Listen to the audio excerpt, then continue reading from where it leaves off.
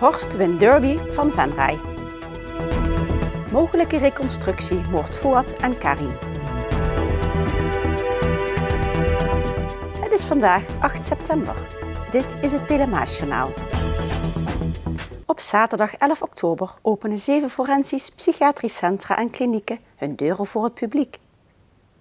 Voor bezoekers een unieke kans om een kijkje te nemen achter de muren en een antwoord te krijgen op vragen over TBS en de behandeling en veiligheid in een TBS-kliniek.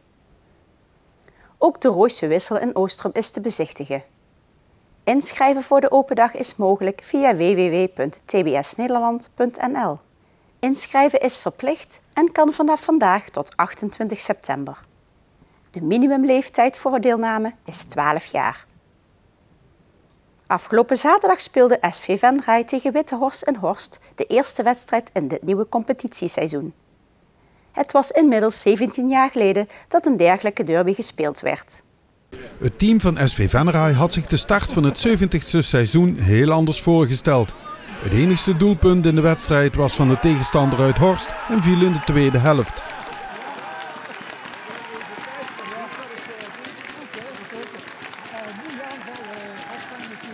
De derby werd gekenmerkt door tal van gele kaarten, enkele blessures en een paar spannende momenten.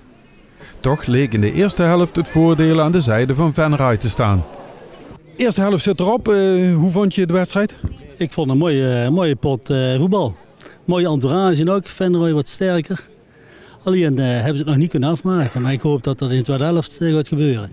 Ik heb niet echt veel spannende dingen gezien, maar het gaat mooi tegen elkaar op. De verwachting van vele Venraynaren, spelers en trainer was vrij hoog. Nou, ik heb zelf voorspeld 0-0, maar mijn buurman die ik net gesproken had, zet dat het 4-0 werd. Dus we hebben nog wat te gaan. 4-0 dus? Ik moet het ietsje temperen nou, maar in ieder geval die grote kans net voor rust voor Venray. Nou, die had erin gemogen. Schitterende redding van de keeper trouwens. Maar dat gaat de tweede helft allemaal goed komen, daar ben ik vast van overtuigd. Nadat in de pauze de Bob-campagne werd afgetrapt en de jeugdspelers van beide clubs met een 1-1 gelijkstand het doeltrappen hadden beëindigd, werd begonnen aan de tweede helft van deze toch wel bijzondere derby. Wat is bijzonder aan deze wedstrijd? Het enorme aantal publiek dat hier is en heel veel uit Venray. Hoe lang is het geleden dat er zo'n wedstrijd heeft plaatsgevonden tussen Horst en Venray? Volgens mij is het in 1998 geweest. Was u er toen ook bij? Toen was ik er ook bij. Wie heeft er toen gewonnen? Dat weet ik niet meer. Nee, dat weet ik. Is dat Venray? Ja, toch. Venray zegt mijn buurman. Ja. Geschiedenis herhaalt zich dus? Dat weet ik niet. Want ik denk dat Horst op dat ene kantje gokt door een of andere uitval met de verre trap. En dan is het gezien voor Venray, denk ik. De vooruitziende blik van deze bezoeker werd dus waarheid, want het Venrayse team slaagde er in de tweede helft niet meer in de andere kant van het veld scorend te bereiken. En de teleurstelling over de 0-1-nederlaag was dan ook groot. Ik vind dat wij de betere ploeg zijn geweest. We hebben goed gespeeld, alleen we hebben verzuimd het in de eerste helft af te maken. En 1 kansje weggegeven en je krijgt... goed, op zich is dat niet zo erg, dat is nog in het leerproces en daar groeien wij nog wel overheen. Ik denk dat we nog punten genoeg halen. Was het echt een beladen wedstrijd, deze derby? Nou, ik vond van niet, want er gebeurde eigenlijk niks in het veld. Het viel mee. Bij de oude garde was het dus het feit... Wittehorst mocht niet verlezen, wie willen zien dat Wittehorst gaat winnen. Door de beladen, Venray kent het woord, althans de voetballers van Venray kennen het woord niet. Het is hier anders dan vroeger.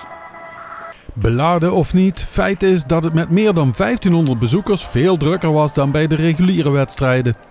De derby van 17 jaar geleden was iets minder in de aandacht dan nu.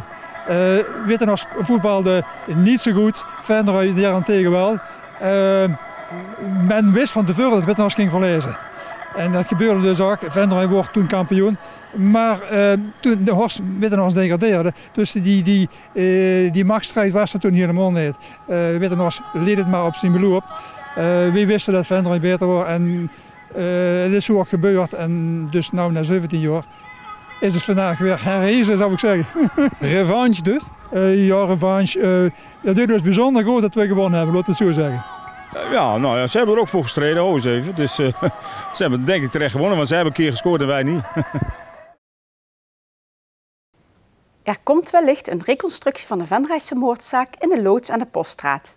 De plek waar Fouad Bendella en Karim Foukour in mei 2006 zijn doodgeschoten. Dit bleek maandag tijdens de regiezitting in Maastricht. De rechter buigt zich tijdens de regiezitting over verschillende verzoeken die door het Openbaar Ministerie en de advocaten van Lau Gerards en Geert G. maandagmorgen zijn ingediend. De 2 mannen worden verdacht van betrokkenheid bij de dood van Karim Foukour en Fouad Bendella. Foukour en Bendella zouden bij het leeghalen van een hennepplantage betrapt zijn door de verdachten. In mei kwam de zaak in een stroomversnelling toen de lichamen van de 2 vermisten werden gevonden in een bos vlakbij het oude huis van Lau Gerards in Arsen. Dinsdag om 12:30 middags wordt de uitspraak verwacht. Tot zover het Pelemaasjournaal.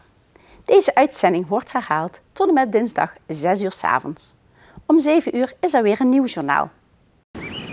Weer of geen weer, bij ons is het altijd vakantieweer. Aankomende nacht koelt het flink af.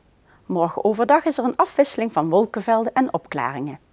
Het blijft droog en tijdens zonnige perioden wordt het 's middags zo'n 20 graden. Bedankt voor het kijken en heel graag tot morgen.